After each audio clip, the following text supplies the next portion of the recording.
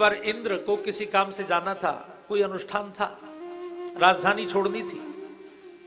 तो राजा जब राजधानी छोड़ता है तो किसी को चार्ज देकर जाता है, बिना चार्ज दिए नहीं जा सकता, साइनिंग अथॉरिटी किसी को।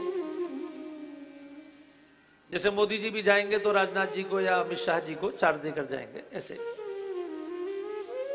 तो इंद्र कहीं बाहर गए तो पृथ्वी के रघुकुल के बड़े राजा थे नहुष, बड़े सम्राट थे, बहुत यज्ञ करते थे। अब बहुत यज्ञ करते थे तो इंद्र को लगता था बहुत धर्मात्मा है, तो उन्होंने महाराज नहुष को चार्ज सौंप दिया। बोले कुछ दिन के लिए आप इंद्र का पद संभाल लीजिए। उन्होंने ठीक है, वो इंद्र के पद पर आ गए। सतयुग की बात है। तो इंद्र के पद पर बैठते ही उनकी बुद्धि खराब हो गई। उन्होंने कहा भाई जो इंद्र का वो मेरा, इंद्राणी को बुलाओ।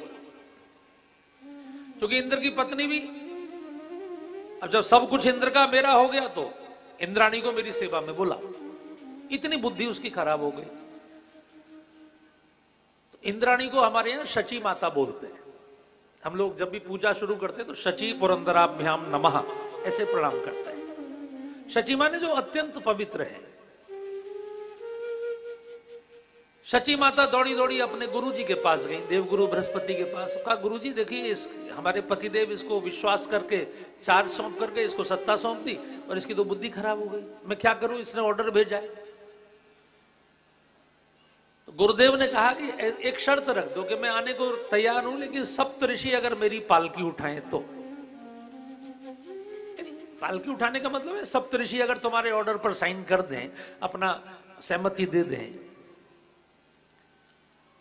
आपको आश्चर्य होगा भाई साहब सुनकर कि 7 में से 6 ऋषियों ने साइन कर दिए, डर के मारे।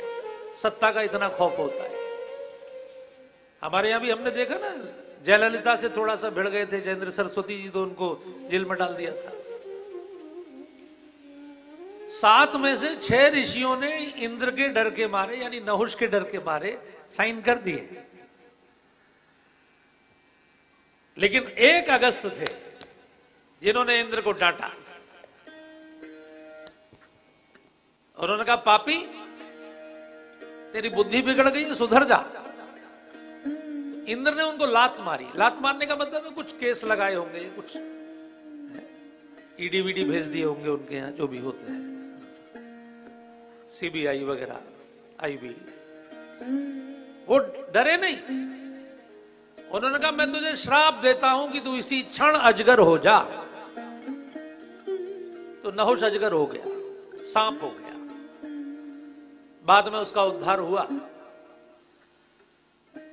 लेकिन आप कल्पना करिए, जो मां के सम्मान के लिए इंद्र से भी भिड़ सकता हो, वो ऋषि है।